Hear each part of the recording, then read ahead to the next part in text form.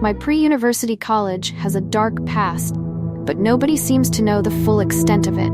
I joined the hostel for a taste of freedom, a chance to escape the constant watch of my parents. Being the youngest in the family, I was used to being pampered, and though the hostel was only 15 kilometers from home, it felt like a world apart. The first day was exhilarating, like I'd been handed the keys to my own life. By the second night, everything changed. The excitement faded, and I found myself missing home more than I ever thought possible. Around 1 a.m., I couldn't take it anymore. I slipped out of my room and started crying quietly in the hallway. My friend, who must have felt the same, soon joined me. We comforted each other and talked about life, the good and the bad, as the night crept on.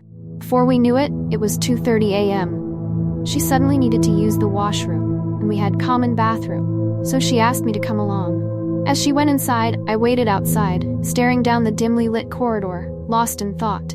But then her scream cut through the silence like a knife. She burst out of the bathroom, eyes wide with terror, and grabbed my arm. "We need to leave now," she gasped. Her voice trembled as she kept repeating, "Blood and hair, blood and hair." I was confused, trying to make sense of what she was saying.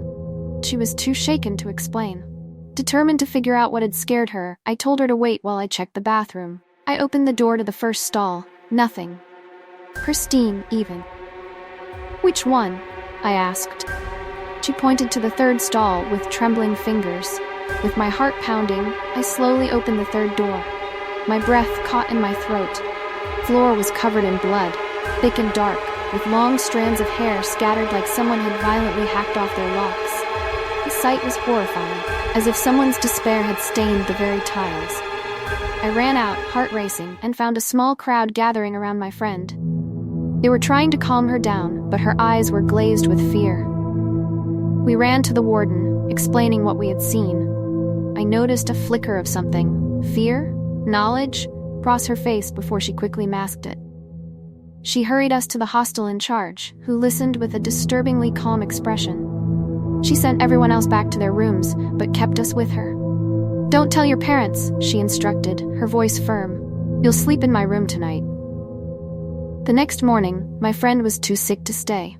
She left and never came back, transferring to another college without a word. I tried to move on, but I couldn't shake the image of that blood and hair. A few days later, some seniors approached me, asking what had happened that night. I recounted everything, hoping for some explanation. They asked me to meet them at their block later that night. Our hostel had 2 blocks, one for juniors and one for seniors, separated by a stretch of trees and an eerie silence. As I made my way to the senior block that evening, I passed a solitary, locked room under a gnarled old tree. The door was covered in strange symbols, as if someone had tried to seal something inside. I shivered as I saw the number on the door, room number 23. Not 13, but it radiated the same sense of malevolence. When I reached the seniors, they asked me if I'd eaten non-veg food the night of the incident. I hesitated, then admitted that my parents had brought me some from outside. Their faces turned grave. "Non-veg from outside isn't allowed in the hostel," one of them said quietly. "It invites things." I wanted to ask about the room I had passed, but they seemed uncomfortable. "Did you go near it?" they asked urgently. I shook my head. "Good," they replied, voices hushed. "Stay away from there. It's not safe." The room fell silent, heavy with unspoken words. When I said I should head back to my room, they insisted I stay. "It's better you don't go out alone at night," they warned. The next morning, I left early, trying to shake off the unease. But as I approached my block, I saw a group of students gathered, arguing with the hostel in charge. I pushed through the crowd and saw a girl standing there, her face and hands covered in deep, angry scars. The sight of her made my blood run cold. I couldn't stay any longer. I hurried back to my room and told my roommates what I had seen. We all listened, hearts pounding, as the in-charge spoke in a low voice to the girl's parent. "I'm sorry," she said, her voice devoid of warmth. "There is something here, and it will continue its work.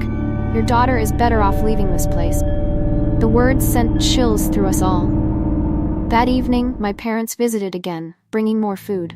This time, chicken. I tried to refuse, telling them it wasn't allowed, but my dad just laughed it off. "Be adventurous," said. I couldn't convince him otherwise. That night, we huddled on the top bunks, talking late into the night. We kept the fan off, not wanting to risk any accident. Sometime after 3 a.m., my friend nudged me awake. "Can you hear that?" she whispered, her voice shaky. I strained to listen, and then I heard it, the low hum of the fan, even though we had turned it off. My heart sank as I remembered the chicken. Hadn't touched it, and now I was too scared to move. We clung to each other, listening to the faint, almost imperceptible whispers that seemed to drift through the room. Somehow, we managed to fall asleep. In the morning, we awoke to a scene of horror. The fan was spinning lazily above us, and the floor was littered with chicken bones, gnawed down to the marrow. The sight was so terrifying we could barely breathe. One of my friends cautiously got down to turn off the fan, and we all stared at the bones in stunned silence. Later that day, I told my zoology teacher, someone I trusted like a father, about what had happened. He listened, but I could see the concern in his eyes. Tragically, he passed away suddenly the following week. He had been perfectly healthy, and his death left us all on edge. I couldn't help but wonder if sharing the story had somehow brought harm to him. Even now, the guilt eats at me. "Miss you, sir," I whisper, hoping he can hear me, wherever he is. But that's not where the horror ends. Strange things kept happening. Teachers and wardens left the hostel one after another, too afraid to stay. The college eventually moved us to a new building after 6 months. Those months were filled with fear and dread. Even now, I can't shake the feeling that something still lingers in that old hostel, waiting for the next victim to break the rules.